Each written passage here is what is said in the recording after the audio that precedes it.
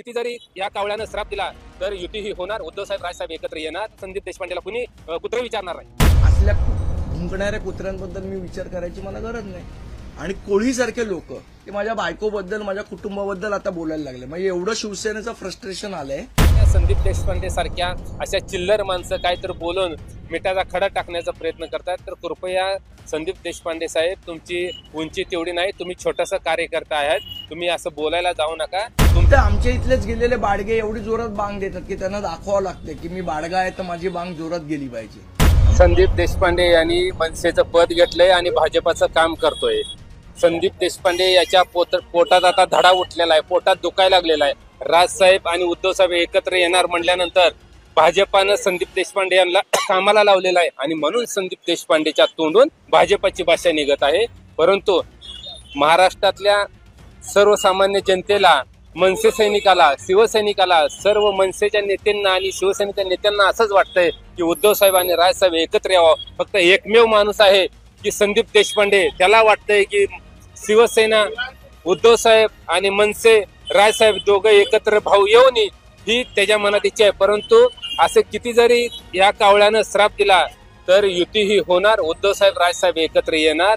संदीप देशपांडे याला भाजपनं आता कामाला ठेवलेलं आहे। रोज उठलं का सुटलं फक्त काहीतरी बोलायचं, चुकीच्या पद्धतीने बोलायचं आणि यांच्यात कशा पद्धतीने दरी निर्माण होईल ही बघतोय। परंतु दोन्ही भाव आता एकत्र येणार म्हणजे येणार हे संपूर्ण महाराष्ट्रातल्या जनतेच्या मनात आणि शिवसैनिकांच्या आणि मनसे सैनिकांच्या मनात असल्यामुळं आता संदीप देशपांडेला कुणी कुत्र विचारणार नाही। कृपया संदीप देशपांडे साहेब, तुमची उंची तेवढी नाही, तुम्ही छोटासा कार्यकर्ता आहात, तुम्ही असं बोलायला जाऊ नका। तुमच्यापेक्षा आम्हाला चांगलं बोलायला येतं, आम्ही बोलल्यानंतर तुमची झोप उडेल। संदीप देशपांडेच्या महाग ही भाजप आहे, शिंदे गट आहे आणि भाजपाचं स्क्रिप्ट संदीप देशपांडे वाचून जाऊ। देशपांडेला सांगतोय आता एवढंच की बाबा, ते दोन्ही भावांचं एकत्र येऊ दे, त्यांची युती होऊ दे, त्यांचं चांगलं चालू दे, तू त्यांच्या वाटूळ करायच्या भानगडीत पडू नको।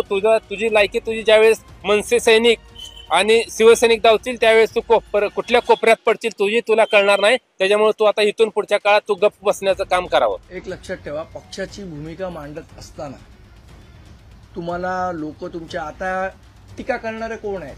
आता मी जेव्हा युट्यूबवर वगैरे सगळ्या गोष्टी येतात तेव्हा खाली खूप असतात, हा भाजपचा दलाल आहे, भाजपचा हे आहे। ज्यांच्याबरोबर 19 वर्ष मी राहिलो त्या राजसाहेबांच्या मनात माझ्याबद्दल काय आहे मला माहिती आहे। त्यामुळे असल्या भुंकणाऱ्या कुत्र्यांबद्दल मी विचार करायची मला गरज नाही।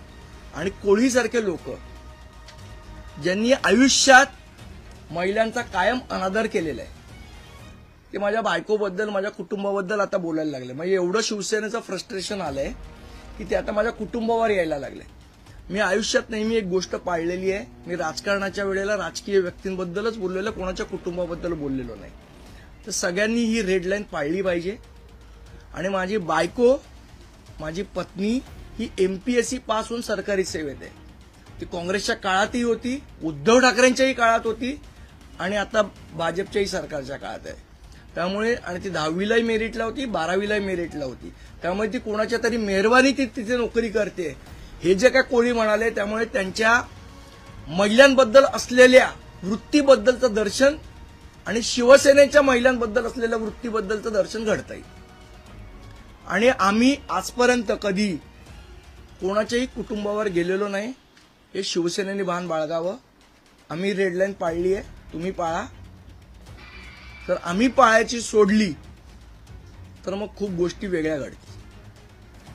पण दुसरा एक असा प्रश्न, ठाकरेंचे बरेचसे नेते ज्यावरती या सगळ्यावरती प्रतिक्रिया देत असताना मनसेकडून ठोसपणे असे एवढं नाही बघा, मुळात मुद्दा याच्यात असा आहे की बोललो कोणी पाहिजे?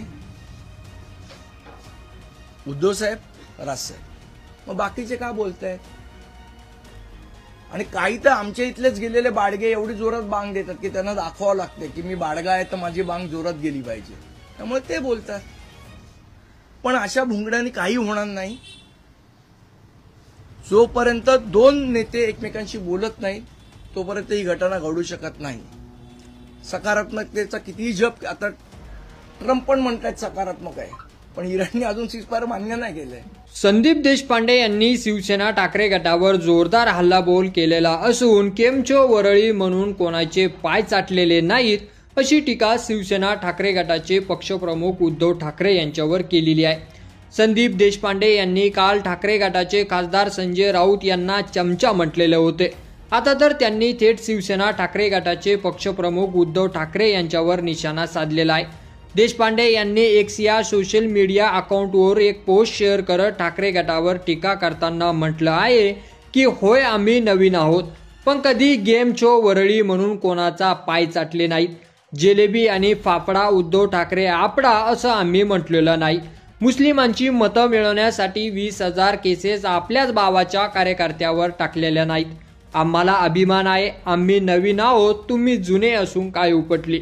युतीसाठी सकारात्मक भूमिका घेणाऱ्या खासदार संजय राऊत यांच्यावरही देशपांडे यांनी काल टीका केलेली आहे. देशपांडे म्हणाले होते, ट्रम्प पासून गल्लीतल्या नगरसेवकाला प्रश्न विचारणारा आम्हाला सल्ले देतात की प्रश्न विचारू का? मग आमचाही सल्ला आहे, ताटातल्या चमच्यांनी ताटातच राहावं, बाहेर येऊन घास भरवण्याचा प्रयत्न करू नये. होय आम्ही नवीन आहोत, पण कधी गेम शो वरळी म्हणून कोणाचे पाय चाटलेले नाहीत. जिलेबी आणि फाफडा उद्धव ठाकरे आपडा असं आम्ही म्हटलेलं नाही. मुस्लिमांची मतं मिळवण्यासाठी 20,000 केसेस आपल्याच भावाच्या कार्यकर्त्यावर टाकल्या नाही. आम्हाला अभिमान आहे, आम्ही नवीन आहोत, जुने असून काय उपटली. युती होण्यामध्ये जाणीवपूर्वक कोणी किती मिठाचा खडा टाकण्याचा प्रयत्न केला तरी महाराष्ट्र आणि मराठी माणसाच्या हितापुढे सगळ्या प्रकारच्या टीका टिप्पणी शिल्लक आहेत. आपण संयमी नेतृत्वाचे शिल्लेदार आहोत, सकारात्मक आहोत आणि राहू महाराष्ट्राचे मनसुबे म्हणून आम्ही सगळ्यांना पाडू. जे बोलायचे आहे ते तुमचे आणि आमचे पक्षप्रमुख बोलतील. तुमची चमचेगिरी आणि चमचेगिरी बंद करा. विशेष म्हणजे एरवी आक्रमक भूमिका घेणाऱ्या संजय राऊत यांनी या जरी टीकेवर फारशी आक्रमक प्रतिक्रिया दिली नव्हती. संजय राऊत म्हणाले होते की राजकारणात माणसाने नेहमी संयमी आणि आशावादी असावं. काही लोकांना अजून त्यांचं प्रशिक्षण घेण्याची गरज आहे. नुसता उलता पालता करून राजकारण चालत नाही. जेव्हा महाराष्ट्राच्या अस्मितेचा प्रश्न असतो, मराठी माणसाच्या न्याय हक्काचा प्रश्न असतो, तेव्हा संयम ठेवावा लागतो.